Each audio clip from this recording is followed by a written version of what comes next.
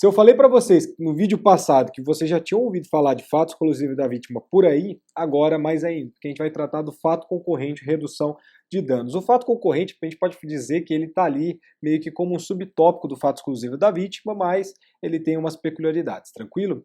Primeiro, a gente precisa compreender a distinção entre o fato exclusivo da vítima e o fato concorrente, tá? Por quê? Porque aqui, no fato concorrente, a participação da vítima não será capaz de excluir a responsabilidade do agente, que é no nosso primeiro caso, né? no nosso fato exclusivo da vítima, tá? Aqui, o que a gente vai ter?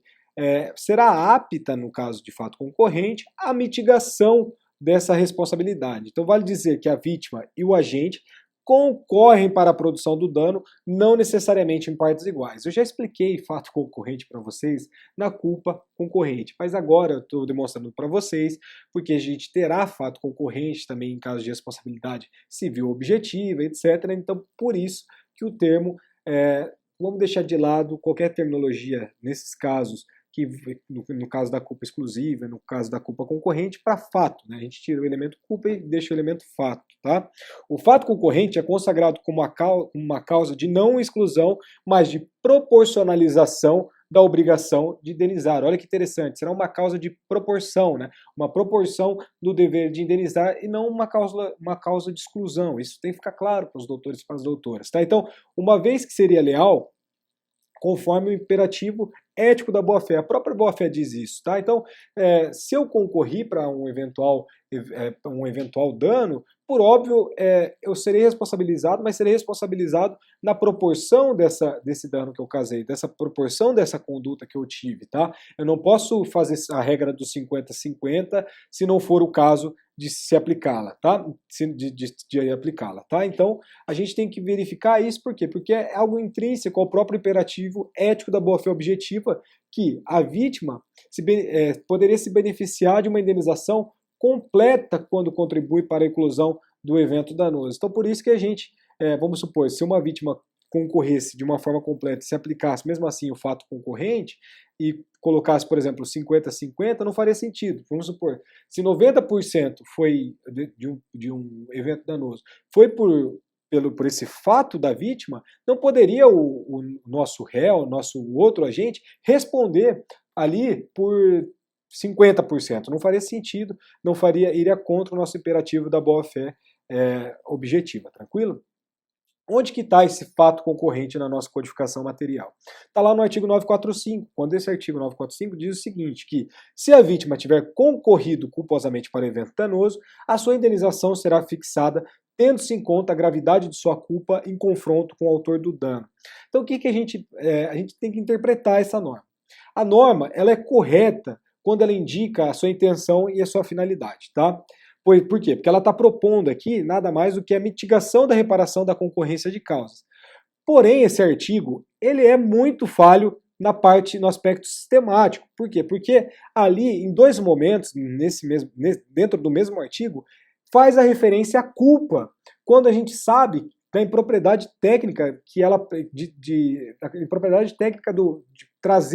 trazê-la para o setor do nexo causal. O nexo causal é uma coisa, a culpa é outra. Quando o 945 diz que se a vítima tiver concorrido culposamente, não deveria ser concorrido culposamente, mas tivesse ali uma questão fática, seria muito melhor se o legislador tivesse adotado, por exemplo, onde se anuncia concorrido culposamente, ele colocasse a supressão do termo, aliás, ele tivesse suprimido o termo culposamente, ou seja, se a vítima tiver concorrido para o evento danoso, não precisa transcrever culposamente ali nesse trecho do artigo, no trecho inicial do 945.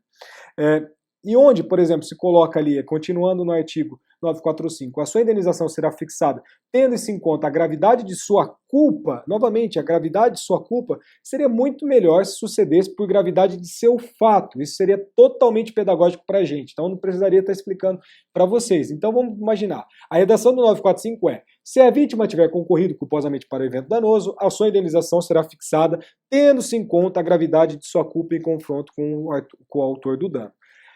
A redação que a gente sugere, né, aliás, o Nelson Rosenwald, o Cristiano Farias e o Felipe Braga Neto sugerem, se a vítima tiver concorrido para o evento danoso, a sua indenização será fixada tendo-se em conta aqui a gravidade de sua culpa em confronto com o autor do dano, entenderam? Então a gente afasta esse elemento culpa e coloca o elemento fato, né? A questão do fato, tá?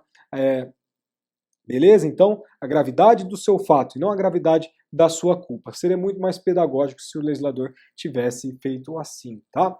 A questão da nossa concorrência ou da compensação de culpas é uma realidade e uma questão que vai trazer para a gente não a compensação de culpas, mas uma compensação de causas a ser tratado no caso restrito do nexo de causalidade. Tá? Então, o comportamento do ofendido pode ser menos culposo do que o do autor, mas teria efeito mais eficiente em termos de realização do dano. Então, para corroborar o que eu estou querendo passar aqui para vocês, o que eu vou falar para vocês? Vou passar o enunciado 945 do CJF e vou exemplificar o que eu estou tentando trabalhar aqui com vocês, beleza? Então, o que diz o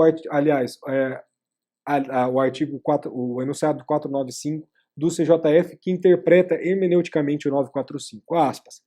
A conduta da vítima pode ser fator atenuante do nexo de causalidade na responsabilidade civil objetiva. Olha aqui que interessante, a gente afasta a questão da concorrência, da questão da culpa, aliás, desculpa, porque a gente está trabalhando o elemento da responsabilidade civil objetiva, mas o que o enunciado fala? A conduta da vítima pode ser fator atenuante do nexo de causalidade. Ele não está falando de culpa. Por quê? Porque na responsabilidade civil objetiva, a gente não tem o elemento culpa, mas se a conduta da vítima for um fator atenuante ali para o resultado de algo, ela também será considerada, mesmo no caso, desculpa, da responsabilidade civil objetiva. Esse enunciado 459 do CJF, que dá uma interpretação hermenêutica para o 945 do Código Civil, é perfeito, é irretocável. Ele trata ali de termos semânticos corretos, tranquilo? Vamos lá. Um exemplo para os doutores e para as doutoras. Imaginemos o seguinte caso: um aluno se encontra atrasado para chegar na escola em razão do trânsito lento, né? Ele chegou atrasado por causa do trânsito. Mas como ele já estava bem próximo da escola, ele já estava até vendo a escola, ele decide descer do ônibus. Só que o ônibus está em movimento, ali em um movimento inercial, e está mais ou menos a 10 km por hora.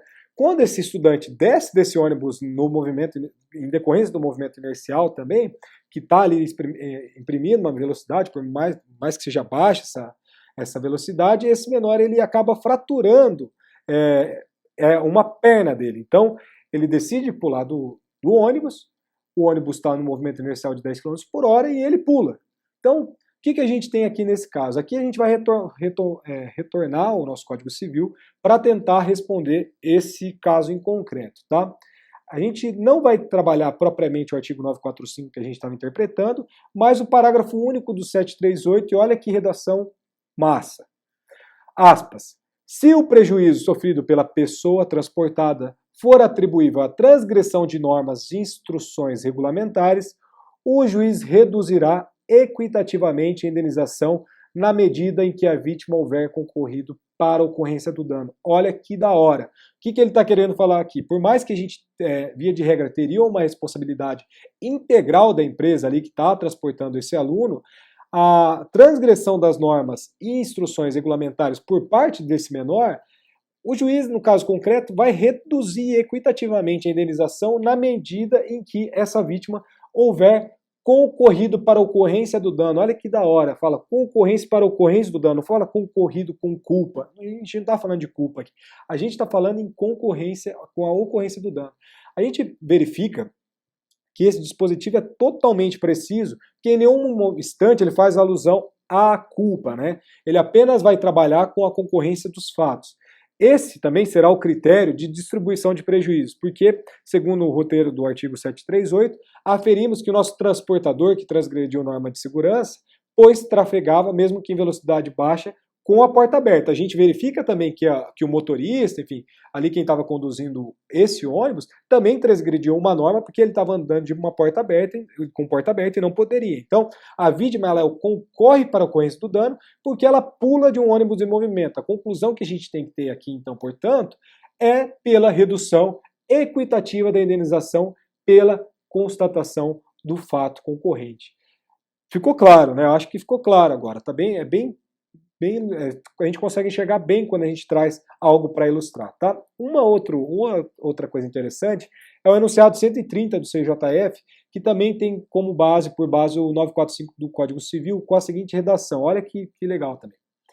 Culpas não se compensam. Para os efeitos do artigo 945 do Código Civil, cabe observar os seguintes critérios. O primeiro critério, então, que tem que se observar: a diminuição do quantum da reparação do dano causado quando, ao lado da conduta do lesante, verifica-se ação ou omissão do próprio lesado, da qual resulta o dano ou o seu agravamento, desde que, e aqui o segundo elemento, reportadas ambas as condutas ao mesmo fato ou ao mesmo fundamento de imputação, conquanto possam ser simultâneas ou sucessivas, devendo-se considerar percentual causal do agir de cada um. Então, o que a gente extrai disso aqui? Primeiro, a gente não pode compensar fatos, né, compensar culpas, ou seja, você agiu de uma maneira, eu agi de outra maneira, 50-50, está compensado, ninguém responde por nada. Isso não pode.